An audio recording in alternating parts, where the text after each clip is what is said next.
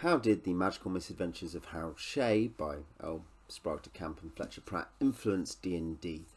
This is my Appendix N chat for the month, so talking about the official influences on D&D per Gary Gygax's Appendix N. And this is one of the lesser known ones, I guess. Sprague de Camp, I guess, mostly famous for many fantasy readers as the continuer of Conan the Barbarian, who edited and polished up, some would say spoiled, various unfinished drafts and things like that of Robert E. Howard. But he was an author in his own right, quite a respected one as well in lots of ways.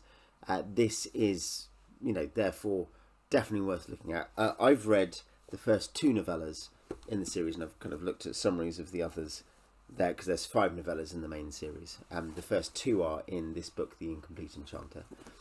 Now, these are interesting stories, the ones I've read, and the summaries of the others, and they do cast light on the imaginative world of Dungeons and Dragons.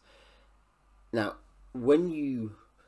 And here's the interesting thing. If you read what other people say, what was the influence of the magical misadventures of Harold Shea on D&D, on how Gygax and co developed the game, it gets mentioned as an influence, I've seen, on the way that magic works in original D&D and first edition.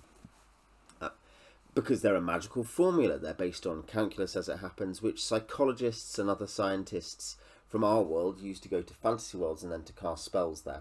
And so there's this sort of, so the mock scientific system that you see kind of halfway between science and magic that you see in D&D.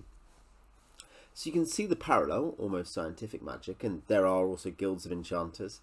But really, I don't think that's the source of those ideas in D&D. There are other enchanters guilds in fantasy, and the actual spells in D&D are pure dying earth by Vance, even down to the weird naming habits, but certainly, we'll talk about this when we get there, the way that you memorise spells. There are some cool magic items, and you could certainly see the influence on the way that some magic items are developed in D&D in a very loose sense. That's particularly true in terms of magic items in the first novella of all of them, The Roaring Trumpet, which is set in Norse mythology, and there are kind of items of the gods which have particular powers that the heroes can use at particular times. But what struck me most when reading them was some of the monsters and the way the monsters are used. And it's hard not to get the sense that Gygax interpreted some traditional monsters via these novels more than anything else. So even if he'd heard of the monsters, the way he interpreted and used those monsters came via the novellas of Harold Shea. There are cockatrices who guard evil wizards' hoards. There's a unicorn who protects a beautiful virgin. There's a wyvern who an evil enchanter flies around on. There is such a concentration of D&D monster manual monsters here, and they are presented in a way familiar to any player of the game. They happen in the stories as they happen in the game.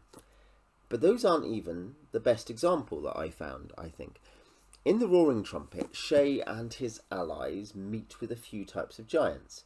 They have to deal with hill giants who've stolen Thor's hammer. They end up imprisoned by fire giants who have other items the Aesir need to prepare for Ragnarok. And they also hear about frost giants and the special ways you deal with frost giants and with fire giants and stuff. And here's the thing, Shea goes to a log-built feast hall of the hill giants, and then when he goes to the fire giants, they live in a fortress carved out of a volcano, and there's these kind of lower level dungeons, and there's lots of particular dangers unique to that place. So when Gary Gygax creates an adventure series, well, what adventure series does that sound like by Gary Gygax?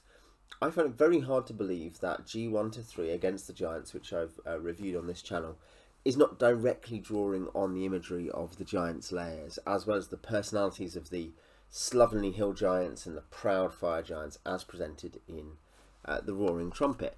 And there are probably other influences these books had on D&D in the early days. But that's the most obvious thing to me, the fact that if you wanted to think, where does Gary get his monsters from? How does he imagine monsters?